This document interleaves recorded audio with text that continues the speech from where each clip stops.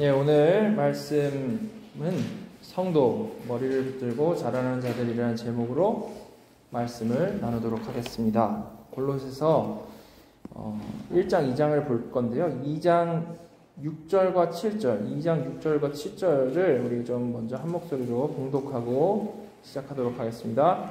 그러므로 너희가 그리스도 예수를 주로 받았으니 그 안에서 행하되 그 안에 뿌리를 박으며 세움을 받아 교훈을 받은 대로 믿음에 굳게 서서 감사함을 넘치게 하라. 아멘. 2023년을 마무리하면서 어떤 말씀을 나눌까 고민을 하다가 골로새서 말씀을 보게 됐습니다. 제가 내년에 교회 표어를 골로새서 3장 15절 그리스도의 평강이 너희 마음을 주장하게 하라 이걸로 하려고 하는데요. 이 말씀의 의미를 좀 명확히 더 명확히 전하기 위해서 좀 고민을 하다가 우리가 작년 한 해 동안 신앙 고백을 통해서 우리 신앙의 뼈대가 되는 신론, 인간론, 그리스도론, 우리 구원론 이런 여러 가지 중요한 내용들을 공부했지 않습니까?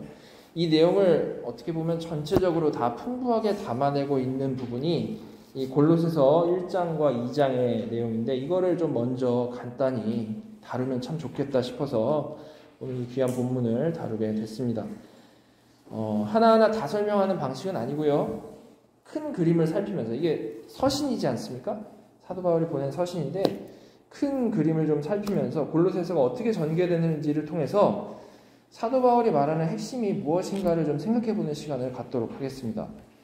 그래서 오늘은 이 서론적인 내용과 앞선 1, 2장이 이제 어떻게 전개되는지를 좀 살펴보는 것이고 이제 연초에는 이제 3장 중심으로 말씀을 나눠보려고 합니다.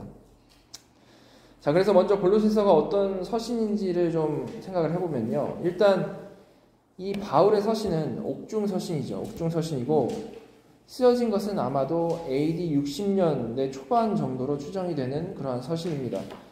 이걸 생각해보면 바울이 이제 로마에 구금된 상태로 이제 재판을 기다리면서 쓴 서신이다라고 생각해볼 수가 있죠. 그 내용을 좀 살펴봤을 때 이 사도 바울이 골로새 교회에게 쓴 이 1차적인 목적은 이 골로새 교회가 직면에 있던 문제를 해결해 주려는 그러한 목적이 있었습니다. 그게 아주 명확히 있었죠. 그 당시 골로새 지역에는요. 여러 이단들이 많이 있었고 또 여러 죄악된 유혹들이 참 많이 있었는데 바울은 이거를 경계하라라는 메시지를 전해서 이 골로새 교회가 흔들리지 않도록 도왔던 겁니다. 그래서 이 쓰여진 논리를 우리가 좀 큰 그림으로 생각을 해보면요. 사도 바울은 먼저 1장과 2장을 통해서 그리스도가 누구신지 그리고 복음의 핵심이 무엇인지에 대해서 설명을 하고요. 이어서 이제 이단에 대한 경고를 합니다. 그리고 나서 이제 이단에 대한 경고가 이제 목적이었다 그랬지 않습니까? 그리고 나서 이제 다음 주에 살펴볼 3장에서 그런 이단들이 정말 횡행하고 있는 그런 상황에 둘러싸여 있는 성도가 마땅히 취해야 하는 태도, 마땅히 내어놓아야 하는 모습에 대해서 이제 3장에서 다루고 있는 거죠.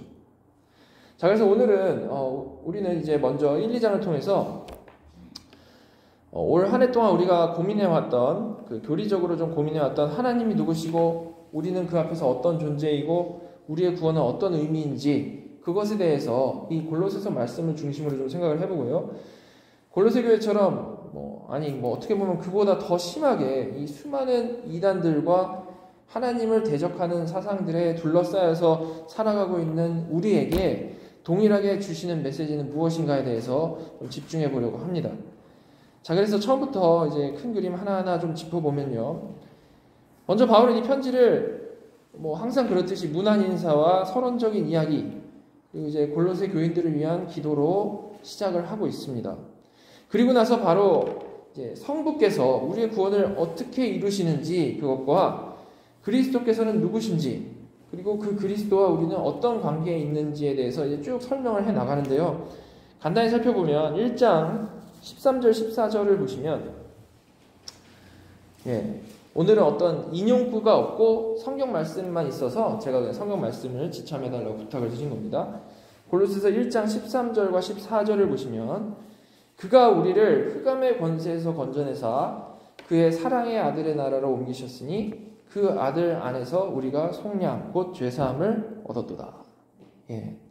서론적인 이야기를 쭉 한 후에 가장 먼저 바울은 이렇게 구원의 핵심에 대해서 얘기를 합니다. 즉 성부께서 성자 예수님 안에서 우리 곧 교회를 속량하심으로 우리가 죄사함을 얻은 것이 바로 구원이죠. 그게 바로 구원인데 이를 하나님께서 흑암의 권세에서 건져내사 사랑의 아들의 나라로 옮기신 것이다 라고 표현을 하고 있는 겁니다. 이렇게 바울은 서신을 시작하면서 가장 먼저 하나님께서 성도를 이미 주님의 나라로 옮기셨다라는 그런 말씀을 하고 있는 거죠. 거듭난 성도의 이 달라진 신분에 대해서 이미 죄사함을 얻은 사실에 대해서 가장 먼저 말씀을 하는 겁니다. 그리고 그 크신 일을 이루신 그 그리스도가 어떤 분이신가에 대해서 쭉 이제 설명을 이어서 하다가 이제 18절에 보시면 그런 그리스도와 성도의 관계에 대해서 더 구체적으로 설명을 하는데요. 18절 이렇게 나와 있습니다. 그는 몸인 교회의 머리시라. 그가 근본이시요 죽은 자들 가운데서 먼저 나신 이시니 이는 친히 만물의 으뜸이 되려 하심이요. 예, 주님께서는 성육신 하셨죠. 우리 크리스마스 때 우리 생각해 본 대로 성육신 하셨고 나서 여러 가지 일들을 하셨습니다. 그런데 바울은 주님을 한마디로 죽은 자들 가운데서 먼저 나시니, 즉 주님은 부활하신 주님이시다라고 요약을 하고 있죠. 그죠? 그리고 이 부활하심을 근본으로 해서 주께서는 교회의 머리가 되신다라고 말씀을 하시는 겁니다. 우리는 분명히 믿음으로 그리스도와 연합을 하는데 그 연합을 통해서 여러 가지 생각을 해보고 유익을 얻을 수 있고 우리가 그거에 대해서 여러 가지에 대해서 많이 나눴습니다. 근데 여기서 바울이 그리스도와의 연합을 통해서 강조하고 있는 부분이 뭡니까? 분명히 주님의 부활이죠. 그죠? 주님의 부활. 그죠? 여러분 왜 바울이 여기서 참 수많은 진리들을 얘기를 할 수 있을 텐데 왜 부활을 강조했을까요? 우리는 믿음으로 그리스도와 연합됐고 그래서 주님이 머리이시고 우리는 지체인 것인데 그 그리스도께서는 분명히 죽으시고 다시 사셨다라는 것. 자, 여기서 강조되는 건요. 이렇게 이미 우리의 머리가 다시 사셨으니까 지체는 너무나도 당연히 다시 산 상태일 수밖에 없다라는 사실이 강조되고 있는 겁니다. 우리의 구원이 주님의 부활이 확실한 만큼 완벽히 성취된 구원임을 분명히 알게 하시는 거죠.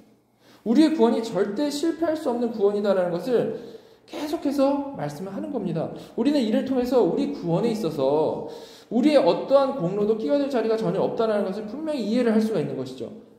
정말 100% 예수 안에서 100% 오직 은혜로 받는 구원인 겁니다. 예.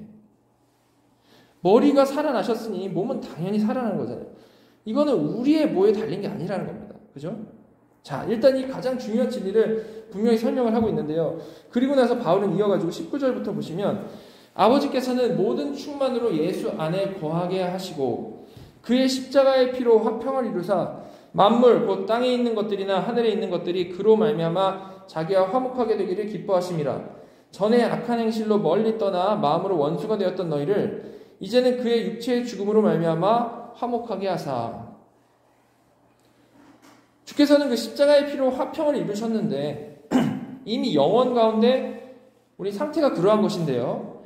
그 이미 승리하신 주님 안에서 이 시간 안에 있는 만물, 즉 땅과 하늘에 있는 모든 것들이 그 이미 화목해 하신 주님 안에서 화목하게 되는 것을 하나님께서는 기뻐하셨다라는 겁니다. 기뻐하셨다. 그리고 그뿐만이 아니고 21절부터 나오는 사람들, 그죠? 사람들 얘기가 나오죠. 사람들 역시도 전에는 죄인이었고 이제는 거듭나서 주님의 죽으심과 부활하심으로 화목하게 되었다라는 말씀을 하시는 거죠. 그죠?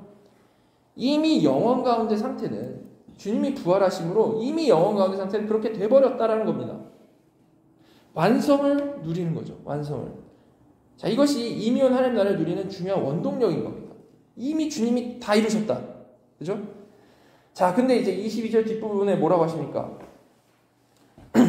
이제는 그의 육체의 죽음으로 말미암아 화목하게 하사 너희를 거룩하고 흠없고 책망할 것이 없는 자로 그 앞에 세우고자 하셨으니 만일 너희가 믿음에 거하고 터 위에 굳게 서서 너희 들은 바 복음의 소망에서 흔들리지 아니하면 그리하리라. 이 복음은 천하 만민에게 전파된 바요 나 바울은 이 복음의 일꾼이 되었노라. 이미 머리이신 그리스도 안에서 부활한 것이 우리의 신분인 건데요. 그게 신분입니다. 절대 이것은 이미 이루신 것이라서 변할 수가 없는 것인데, 동시에 하나님께서 그 성도들을 향해서 가지신 목적이 뭔가 하니 신분이 바뀌었으니까 이제 끝이다가 아니고 거룩하고 흠없고 책망할 것이 없는 자로 세우고자 하는 목적이 분명히 있으시다라는 거죠. 분명히 있으시다. 그렇지 않습니까? 22절에 그의 육체의 죽음으로 말미암아 화목하게 하셨느니라 라고 하고 끝나질 않고 이어서 그 성화를 향한 목적이 있음을 분명히 말씀하고 계시죠. 그죠? 그리고 그 방식까지 직설적으로 말씀을 해주시는데 23절의 내용이죠. 믿음에 거하고 복음의 소망에서 흔들리지 않으면 그럴 수 있다 라는 겁니다. 여러분, 이렇게 이 서신서를 통해서 우리가 다시 한번 분명히 확인할 수 있는 게 뭡니까? 그냥 예수 믿으면 의롭다함 받고 구원받는 게 우리 복음의 전부가 아니라는 거죠. 그 전부가 아니라는 거예요. 여기서 강조되는 사실은 그렇게 믿음으로 예수 안에서 절대 불변의 신분을 받게 된 그 성도는 분명히 이 세상을 살아가면서 거룩하고 흠없고 책망할 것이 없는 자로 자라나야 하는, 누가 정하신 목적입니까? 하나님이 정하신 목적을 가지고 살아가는 자들이고, 이는 믿음에 거하고 복음의 소망에서 흔들리지 아니하면 성취될 수 있는 것이다 라고 성경은 분명히 말을 하고 있습니다. 그리고 이 모든 것을 우리는 복음이라고 하는 거죠. 복음. 여러분, 왜 단순히 믿음으로 의롭다함 받는 것, 죽어서 천국 가는 것만 복음이 아니고 변화되는 것까지도 다 복음일까요? 그 이유는요, 일단 이 변화되게 하는 주체가요, 내가 아니고 하나님이시기 때문에 그렇습니다. 내가 아니고 하나님이시기 때문에. 이거에 대해서 한번 잘 생각을 해보시기 바랍니다. 죄인은 절대 스스로 변화될 수 없는 사람들이죠. 그죠? 절대로 우리는 진짜 1인치도 우리 스스로 변화될 수가 없는 사람입니다. 하나님이 근데 약속하신 게 뭐예요? 하나님이 변하게 하시다라고 우리에게 지금 약속을 하신 거죠. 그렇다면 이게 얼마나 복된 소식입니까? 우리는 지금 1mm로 나갈 수 없는데 하나님이 우리를 변화시키시겠다. 얼마나 귀한 약속이냐는 거죠. 그죠? 그리고 그뿐만이 아니라 이 변화되는 것까지 우리에게 정말 복음인 이유는 그 변화로 인해서 죄인이 죄 짓기 전에 인간의 마땅한 모습, 영광스러운 모습으로 회복되는 복을 누리는 것이기 때문에 그렇다는 겁니다. 즉 우리가 받는 구원은 그냥 어떤 신분적으로만 받는 그런 구원이 아니고 이 땅에서 이 시간 가운데에서 그 마음과 삶으로도 하나님의 형상의 본연의 모습, 거룩한 모습이 드러나야 마땅한 그러한 구원이라는 것이죠. 그러니까 당연히 이렇게 이제 거룩하고 흠없고 책망할 것이 없는 자가 되는 것이 우리에게 가능하게 되었다라는 이 소식이 정말 복된 소식인 거고 정말로 복음인 겁니다.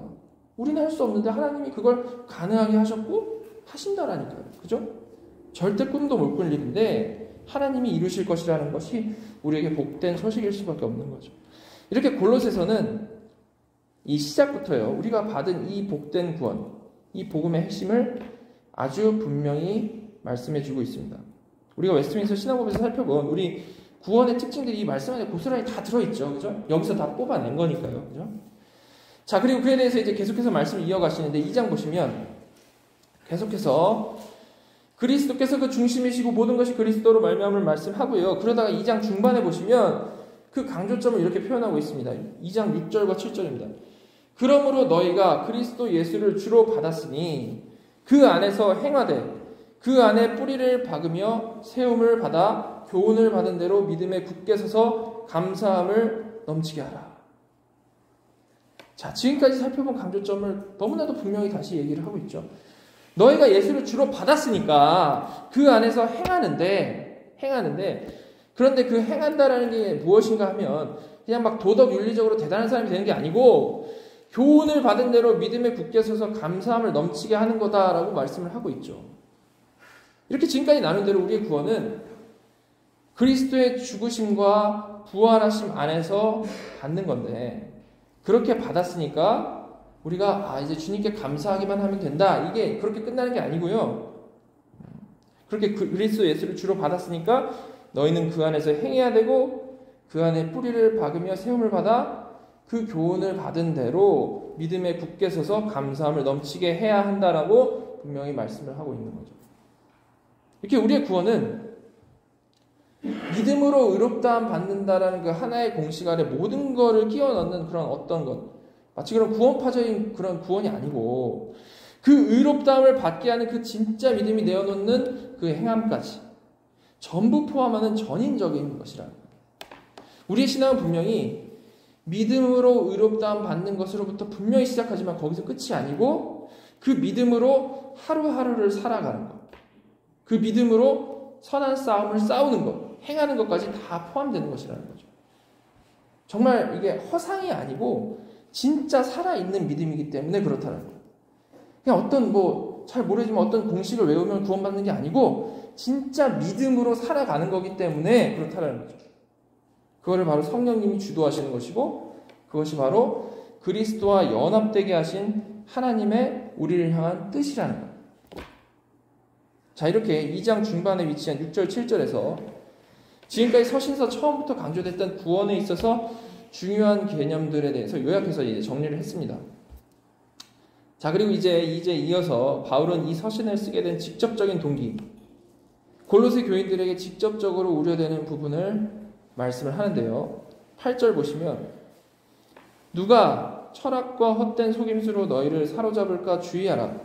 이것은 사람의 전통과 세상의 초등학문을 따르며 그리스도를 따름이 아닙니다. 이단에게 속지 않도록 주의하라라는 경고입니다. 그런 목적으로 썼다 그랬죠, 골로새서가. 그죠?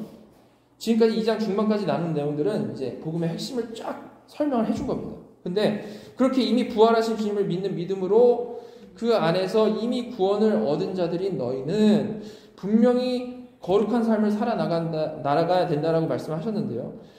그것이 곧 이 땅에서 하나님의 형상으로 회복을 맛보는 삶이라고 한 것이죠. 근데 그것이 가장 복된 모습이라고 얘기를 한 거였죠. 자, 근데 중요한 것은 이런 거룩한 삶, 성화의 삶을 살아야 되는 것인데, 정말 그렇게 적극적으로 살아야 되는 것인데, 만약에 그게 없으면 단순히 아쉬운 것만이 아니라는 것을 이 본문을 통해서 우리는 이해를 할 수가 있는 겁니다.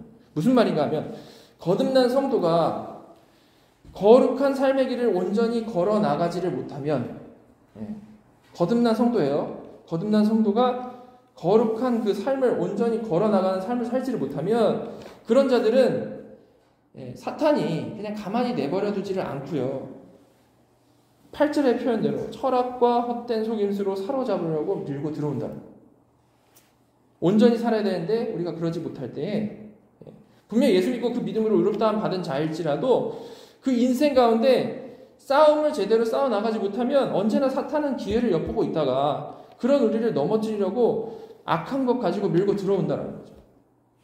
그러니까 믿음으로 의롭다함 받고 믿음으로, 그 똑같은 믿음으로 살아가야 하는 사명이 있는 성도가 그냥 나는 구원받았어 라고 방종하면서 그냥 아무것도 긴장 없이 아무런 순종을 향한 열망과 열매 없이 그냥 살아가게 되면, 그거는 좀 더 잘 살면 좋을 텐데 하는 그냥 아쉬운 그 정도가 아니고, 바로 그 해이해진 틈을 타고 사탄이 우리를 넘어뜨리려고 강하게 치고 들어온다는 거예요. 쉽게 말해서 우리가 영적으로 플러스로 나아가지를 못하고 그냥 늘 게으름에 빠져 있으면요, 그것은 그냥 우리가 잘하지 못하는 영리에 머물러 있는 게 아니고 사탄에게 밀려가지고 정말 쥐도새도 모르게 마이너스에 가 있다는 거죠. 그러니까 지금 이 말씀은 너희가 정말 그런 상황에 빠지지 않도록 주의하라라고 말씀을 아주 강하게 하는 겁니다. 즉, 누가 철학과 헛된 속임수로 너희를 사로잡을까 주의하라라고 이렇게 말씀하신 건데, 철학과 헛된 속임수? 나는 상관이 없네. 교회 열심히 다니고 있고, 이게 아니고요. 우리가 정신을 안 차리고 있으면, 믿음과 그 순종의 길을 걸어가고 있지 않으면 정말 어느 누구라도 바로 넘어질 수 있으니까 주의하라라는 아주 실질적인 경고인 것이죠. 모든 성도에게 해당되는 경고인 겁니다. 자, 그리고 계속해서 말씀을 하시기를 18절, 19절을 한번 보시기 바랍니다. 아무도 꾸며낸 겸손과 천사 숭배를 이유로 너희를 정죄하지 못하게 하라. 그가 그 본 것에 의지하여 그 육신의 생각을 따라 헛되이 과장하고 머리를 붙들지 아니하는지라. 여기까지 보시면 이 말씀의 의미는 이제 한국말로 보면 좀 이해하기가 쉽지가 않은데요. 이 18절을 간단히 말하면 이 거짓 교사들이 있는데 그들이 스스로 하늘 영역에 들어가서 이 천사들의 겸손과 예배, 쉽게 말해가지고 천사들이 아주 겸비한 자세로 하나님을 예배하는 것을 자기들이 보았다라고 하는 이유로, 그런 자기들만의 특별한 영적인 경험이 있다라는 그런 이유로 골로새 교인들을 정죄한다. 이런 맥락의 말씀인 겁니다. 자신들이 더 깊은 영적 경험을 가지고 있다라고 해가지고 정죄하고 한편으로 미혹을 하는 거죠. 자, 정리하면 우리가 먼저 살펴본 2장 8절의 내용은 거짓 교사들이 철학과 헛된 속임수, 즉 지적인 부분으로 사람들을 미혹하고 실족하게 한다는 그런 내용인 반면에 여기서는 거짓 교사들이 경험적인 부분으로 사람들을 미혹하고 실족하게 한다는 겁니다. 경험적인 걸로. 그렇죠? 너희는 그런 다양한 미혹에 속아 넘어가지 말라라고 지금 사도 바울은 얘기를 하고 있는 거죠. 똑똑한 이단, 은사주의 이단 조심해라. 그거죠. 그리고 그들이 그렇게 속일 때 이제 판단 기준도 분명히 이어서 말씀을 해주시는데 뭐라고 말씀하십니까?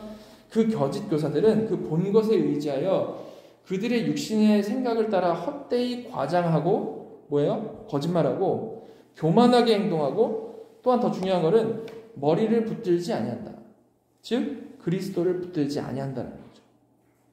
즉 아무리 막 대단해 보이고 아무리 막 진짜같이 보여도 엄청난 막 경험을 자랑하고 엄청난 똑똑한 그 지적인 내용을 막 선포해서 사람들을 헷갈리게 한다 할지라도 언제나 심플하게 생각하면 판단 기준이 똑같다는 거죠. 그 사람들은 언제나 교만하고 그 사람들은 언제나 거짓말하고 그 사람은 언제나 그리스도를 드러내지 아니한다.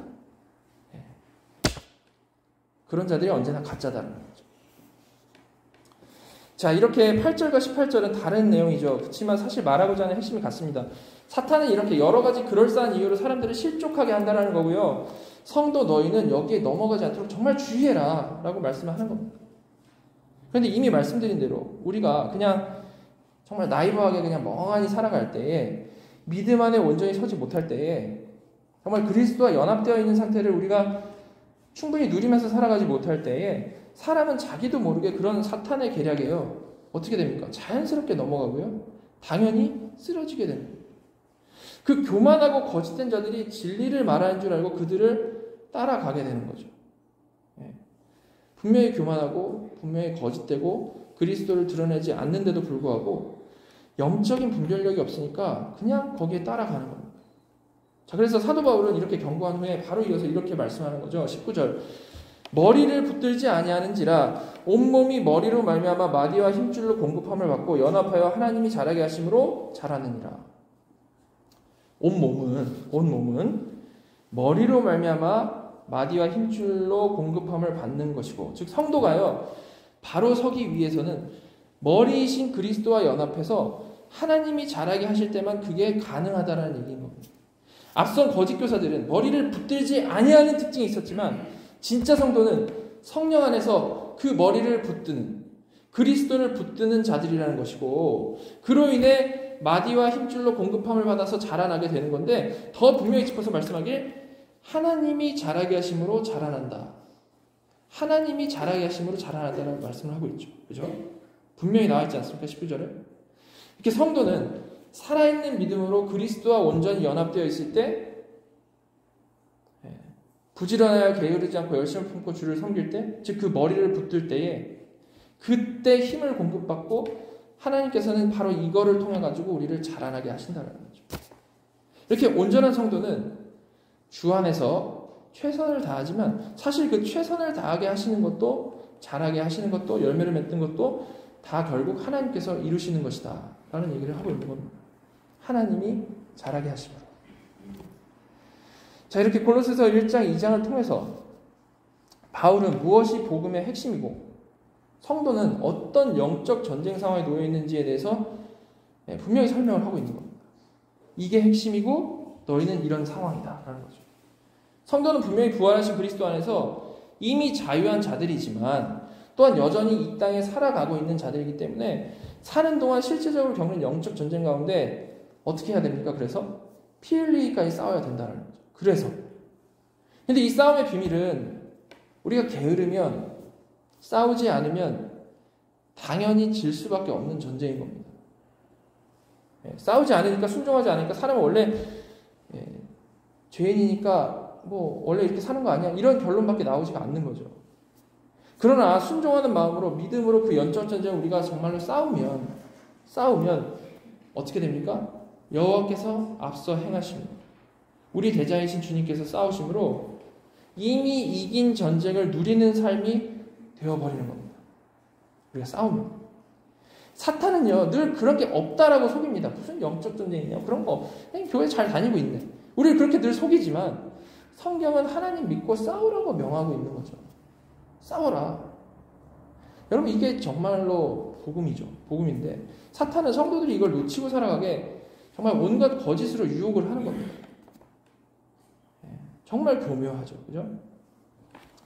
자, 이렇게 1장, 2장을 통해서 신자가 놓여있는 위치가 어디인지를 분명히 설명한 사도 바울은 이제 이어지는 3장에서부터 이런 영적 전쟁에서 우리가 이기기 위해서 실제로 구체적으로 필요한 것이 무엇인지, 이제 머리를 붙드는 게 구체적으로 무엇인지에 대해서 이제 3장부터 얘기를 하는데, 이제 이 실체적인 지침을 이제 앞으로 2주간 우리가 살펴볼 내용인 것입니다.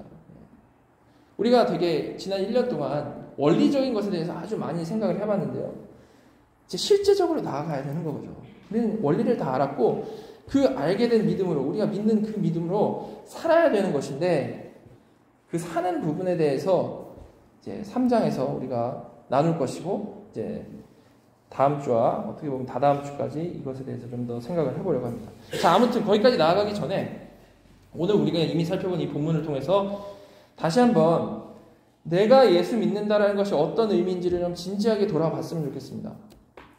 구체적으로 돌아봐야 할 첫 번째는 본문에서 처음으로 강조된 우리 구원의 확실성이죠. 가장 처음으로 강조된 우리 구원의 확실성. 개혁주의는 우리 인간의 죄성을요 절대 간과하지 않습니다. 분명히 지적하고 넘어갑니다. 그죠? 그래서 처음으로 우리가 예수 믿을 때 내가 진정으로 죄인임을 깨닫기 전에는 믿는 것이 불가능하다라는 것을 꼭 분명히 얘기를 하고 갑니다. 저도 여러 번 말씀드렸듯이 우리는 내가 죄인임을 진짜로 알아야 구원자를 마음으로부터 필요로 할 수 있는 사람들입니다. 우리 마음은 그렇게 작동할 수밖에 없죠. 그죠? 내가 죄인임을 모르면 예수님은 절대 나의 구원자로서 마음이 작동을 안 하는 거예요. 그냥 좋은 분, 그냥 믿으면 나에게 득이 되는 분 정도로밖에 워킹을 안 하지, 절대 그분을 나의 진정한 구원자로 믿을 수가 없는 거죠. 그래서 우리는 정말 하나님 앞에서 내가 얼마나 죄악된 존재인지, 내가 얼마나 구원받지 못할 자인지, 내가 얼마나 무능한 자인지를 당연히 알아야 되는 겁니다. 알아야 구원자가 필요하겠죠. 자, 그런데 이제 이를 오해하는 사람들이 상당히 많은데요. 여기까지는 좋은데, 나의 죄를 돌아보고 나의 부족함을 고백하는 것은 정말 당연하고 정말로 필요한 일인데요. 아쉽게도 그냥 딱 거기에 묶여버려가지고 마치 내가 죄인입니다라고 고백하는 것 그 자체가 복음인 양 생각을 하는 거죠. 내가 죄인입니다. 그게 복음인 양 생각을 하는 거예요. 그래서 그런 분들이 항상 어떻습니까? 항상 정죄감에 눌려있고, 항상 뭔가에 손살에 치고, 항상 뒷걸음질 치고, 항상 자책하죠. 여러분, 복음은 절대 그게 아니에요. 그죠? 복음은요, 그런 죄인을, 그렇게 원래는 항상 눌려 있어야 마땅한 그런 자를 주께서 값없이 은혜로 구원하셨다라는 것이 복음인 겁니다. 그게 복된 소식인 거죠. 우리에게 필요한 것은요, 바로 그 사실을 믿는 거란 말입니다.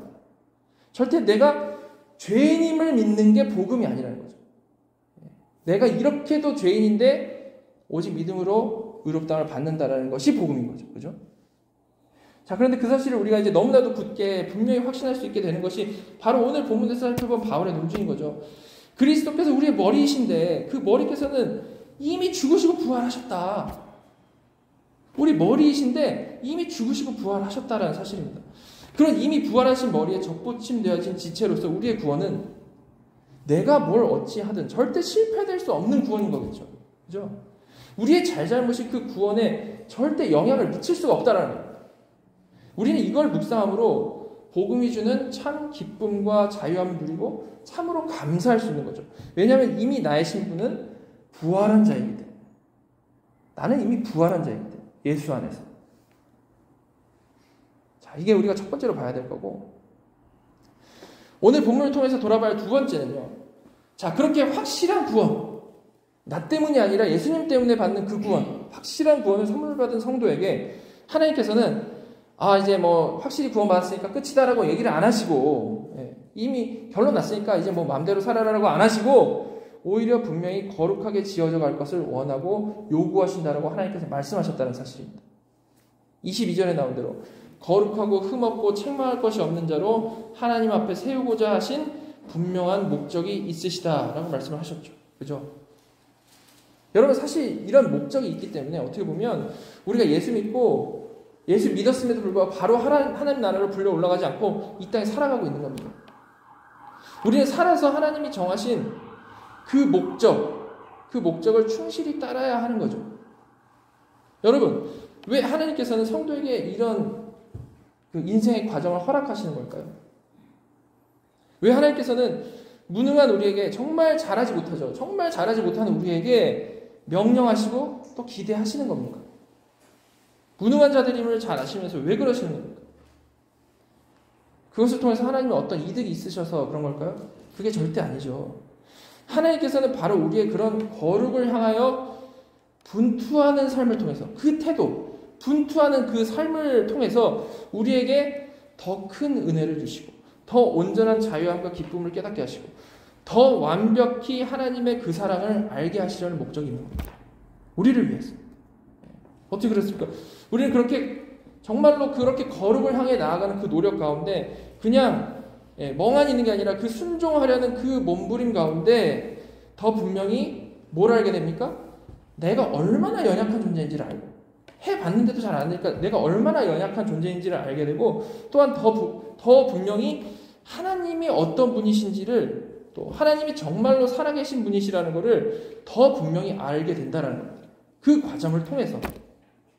물론 그 가운데 분명히 좌절이 있을 수 있고 정말 지치는 상황이 있을 수 있죠.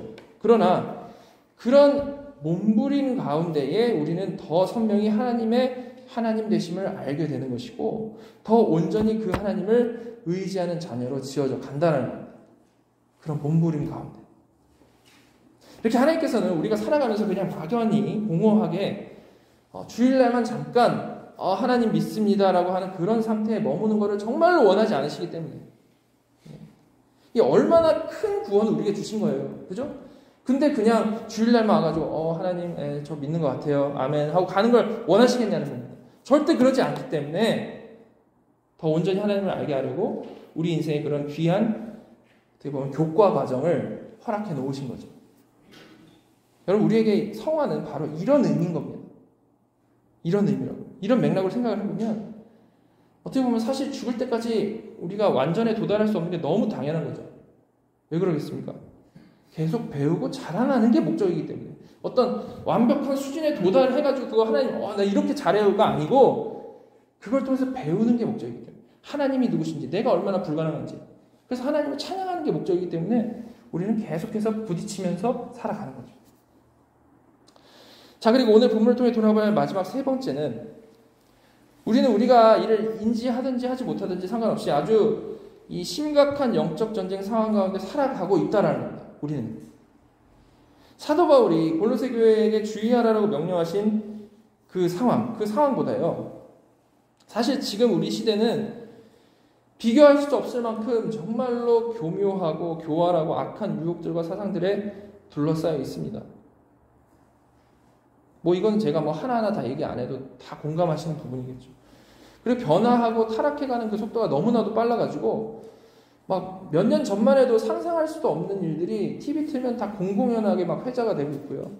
그래서 세대 간의 인종 간의 그 차이가 너무 심해서 점점 이게 소통이 안 되는 그런 세대가 되어져 가고 있는 겁니다. 그로 인해서 막 스트레스로 흉악범죄도 엄청나게 많이 증가하고 있는 거죠. 근데 그런 타락한 세상 가운데 교회는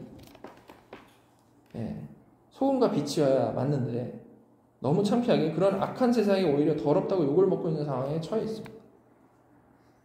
어딜 가다 교회는 비난과 조롱의 대상이 되어버렸죠. 그리고 언제나 이 모이기에 힘써야 하는 것이 교회인데 이 코비드 이후에는 주일날 모이기도 힘든 상황이 자꾸 생기게 됐고요. 그 모여서 드리는 예배조차 정말 일주일에 1시간도 안 되는 이 예배조차 전혀 성경적이지 않은 예배, 쓸데없는 이야기들이 선포되는 설교들로 채워져 있는 것을 보게 됩니다. 이외에도 끝도 없이 나열할 수 있는 안타까운 상황들이 우리가 사는 이 시대를 가득 채우고 있죠. 우리는 바로 이런 세상 가운데서 살아가고 있는 것이고, 이때 너무나도 당연한 것은 우리가 그냥 멍하니 가만히 있으면 우리는 그 세상에 먹혀버릴 수밖에 없다. 우리 이 폰을 통해서 계속해서 들어오는 이 메시지, 우린 거기에 사로잡힐 수밖에 없다는 겁니다. 세상과 부담 없이 살아가다가 주일날 와서 1시간 예배드리고 다시 돌아가서 말씀과 기도를 잊고 전혀 싸움 없이 살아가게 되면 자기 스스로는 나는 하나님을 그래도 잘 믿고 있다라고 생각을 할지 모르겠지만, 그리고 실제로 별 문제 없이 그냥 무난하게 살아가고 있을 수 있겠지만, 사실 하나님 말씀과는 정말 압도적으로 다른 이 세상의 인풋 아래서 우리는 조금씩 거기에 동화되고 변질되고 사고방식 자체가 그냥 변화되어지는, 거기에 장악되어 버리는 그런 삶을 살 수밖에 없다는 거예요. 너무 당연한 거 아닙니까? 그죠? 하나님의 자녀인데 완전히 세상으로부터 가스라이팅을 당하는 삶을 살 수밖에 없다는 거죠. 그래서 결국 매우 세상적으로 생각하고 살아가고 있으면서도 스스로는 전혀 그렇다고 생각을 하지 못하는 상황에 이르게 되는 것이죠. 저 사람보다는 내가 나니까 요 정도로 자꾸 내가 얼마나 타락한지를 모르는 겁니다. 30분 설교가 어떻게 일주일을 이기겠어요. 그죠? 자, 쉽게 말해서 우리가 이런 현실을 무시하면 우리는 그렇게 쥐도새도 모르게 영적 전쟁에서 참패하는 인생으로 살아가게 된다는 겁니다. 어쩌면 다들 그렇게 살고 있어서, 다들 그냥 그렇게 살고 있어서 예수를 믿어도 정말 아무런 변화도 없고 아무 소망도 없다라는 말이 그냥 일반적으로 나올 수 있는 말이 되어버렸는지도 모르겠습니다. 따라서 우리가 이미 살펴본 우리가 돌아봐야 할 두 번째였던 거죠. 성도의 이 거룩한 삶, 성화의 삶, 하나님께서 명령하신 이 삶은 살아나가도 되고 안 해도 되는 어떤 게 아니고, 사실 이에 순종하지 않게 되면 철학과 헛된 속임수, 수많은 거짓된 경험들에 완벽히 우리가 밀릴 수밖에 없는 정말 매우 실제적인 싸움이라는 거죠. 이렇게 우리는 항상 밀고 밀리는 이런 영적인 전장 가운데서 살아가고 있는데요. 바로 그 상황을 분명히 보여주는 말씀이 지금 이 골로새서의 말씀이라는 겁니다. 자, 그럼 이 말씀을 통해 이런 사실을 알게 된 하나님의 자녀들, 우리들 이제 어떻게 살아나가야 하겠습니까? 이제는 더 이상 죄에 밀려서 죄에 사로잡혀서 살아가지 말고 정말로 머리를 붙잡는 삶, 그죠? 머리를 붙잡는 삶, 그리스도를 붙잡는 삶, 즉 죄와 그 유혹과 피 흘리기까지 싸워나가는 순종의 삶을 살아나가야겠죠. 그거 해가지고 무슨 상 받자 이게 아니고, 그죠? 여러분, 이런 성경에 정말 너무나도 명백히 나와 있는 오직 은혜로 구원받은 성도에게 주시는 이 실제적인 도전을 지금까지 우리가 상관하지 않고 살아왔다고 해서 앞으로도 그냥 계속 무시한다라거나 너무 이걸 부담스러운 것으로 받지 마시기를 바랍니다. 이런 게으름 마음은요, 당연한 게 아니라는 거예요. 게으름이 죄라고 하잖아요. 이 게으른, 우리의 게으른 마음, 순종하라고 했으면서도 그냥 원래 안 하는 게 일상화돼 가지고 그냥 이 정도는 안 해도 예배 열심히 드리고 남들보다 성경도 읽고 이런 괜찮지, 이런 게으른 마음은 당연한 게 아니라는 거예요. 오늘 말씀에서 본 대로 이런 마음은 절대 하나님이 주신 마음 아니고 사탄에 속이는 마음이라는 거죠. 의지하고 순종할 때 거기에 실제로 누릴 수 있는 복이 분명히 있는데, 하나님이 거기다 복을 이미 다 주셨고, 그렇게 할 때 니네들이 그 삶 가운데서 싸워나갈 때 그 마찰 가운데서, 그 과정 가운데서 그런 복을 누릴 수 있게 해주겠다라고 순종해라고 말씀을 하셨는데, 예수 믿으면서도 그 복을 누리지 못하고 늘 눌려 살게 만드는 사탄의 교묘한 속임수에 우리가 속아 넘어가면 안 된다는 겁니다. 우리가 각자 가진 잘못된 생각들을 정말로 깨고요, 이제는 말씀에 순종해서 정말 용기를 가지고 내 삶 도처에 깔려있는 이 영적 전쟁에 직접적으로 부딪혀 나갈 때에 하나님께서는 분명히 그 싸움을 어떻게 하십니까? 절대 우리 혼자 싸우게 내버려 두지 않으시고 정말로 미리 앞서서 나아가서 싸워주시고 견디고 이겨낼 힘을 주시는 하나님이심을 믿으시기 바랍니다. 그래서 새롭게 맞이하는 이 2024년에는 우리 가운데 정말 평생 동안 굳어진 잘못된 부분들, 마치 사탄이 그냥 시멘트를 부어가지고 굳게 만들어 놓은 것과 같은 그런 이 평생 동안 구축된 그런 잘못된 패턴, 그대로 신앙생활을 하는 게 아니고 좀 더 적극적으로, 평생 안 해봤지만 좀 더 적극적으로 머리 대신 그리스도를 붙드는, 좀 더 적극적으로 의지하고 순종하는, 그래서 하나님께서 주시는 그 은혜, 그 사랑을 더 풍성히 누리는, 진짜 이미 온 하나님 나라를 누리는 저와 여러분이 되기를 간절히 소망합니다. 하나님, 저희가 2023년을 마치며 마지막 날에 이렇게 하나님을 예배하게 해주셔서 감사드립니다. 말씀대로 먼저 자격 없는 저희에게 믿음을 주시고 부활하신 주님께 접붙여 주셔서 우리가 아무리 부족할지라도 흔들리지 않는 구원, 진동치 않는 그 사랑의 나라로 옮겨주심에 감사드립니다. 저희가 이를 묵상하며 더 풍성히 자유함과 기쁨을 누리게 하시고 정말 어떤 상황에서도 낙심하지 않고 믿음으로 굳게 서는 자들 다 되게 인도하여 주시옵소서. 또한 그렇게 은혜로 자녀된 저희에게 거룩을 명령하신 하나님의 그 뜻을 잊지 않고 순종하기를 원합니다. 그리고 순종하고 나아가는 것은 불가능하다라고 속이는, 자꾸 우리를 회의적으로 만드는 그런 악한 음성에 속지 않게 하여 주시고 거룩을 명하시고 거룩하게 인도하시는 성령님의 인도하심과 그 능력을 믿고 끊임없이 전진하는 저희들 되기를 간절히 소망합니다. 인생 가운데 정말 크고 작은 영적 전쟁을 저희가 회피하지 않게 하여 주시고 철저히 피 흘리기까지 싸울 때에 그 가운데 하나님의 살아계심과 하나님의 능력과 그 사랑을 더 풍성히 맛보고 누리며 하나님 나라를 더욱 생생히 살아가는 저희 모두가 되기를 간절히 소망합니다. 저희가 정말 말뿐만이 아니라 진정으로 이 땅에서 하나님 나라를 살아가는 거룩한 하나님의 자녀들 다 되게 인도하여 주시옵소서. 저희들이 이 시간 특별히 마음을 모아서 우리 교회에 지체된 소피아를 위해 기도했습니다.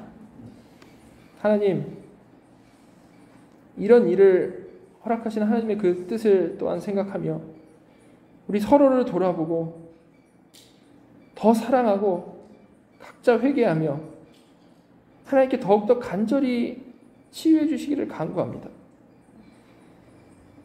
저희들이 이렇게 간절히 기도할 때에 하나님께서 응답해 주실 것을 기대하며 정말로 간절히 원하오니 긍휼을 베풀어 주시옵소서. 지금까지의 수술과 앞으로의 수술, 그리고 그 모든 과정 가운데 하나님께서 지켜 보호해 주시고 소피아와 그 가족의 마음 가운데 하나님께서 주시는 그 평강이 넘치며 오히려 이로 인해서 하나님을 더욱 사랑하고 오직 온전히 하나님만 의지하는 귀하고 복된 시간 될 수 있도록 인도하여 주시옵소서. 저희 모두가 가족된 공동체로서 정말 같은 마음으로 계속 기도하며 나아가기를 소망합니다.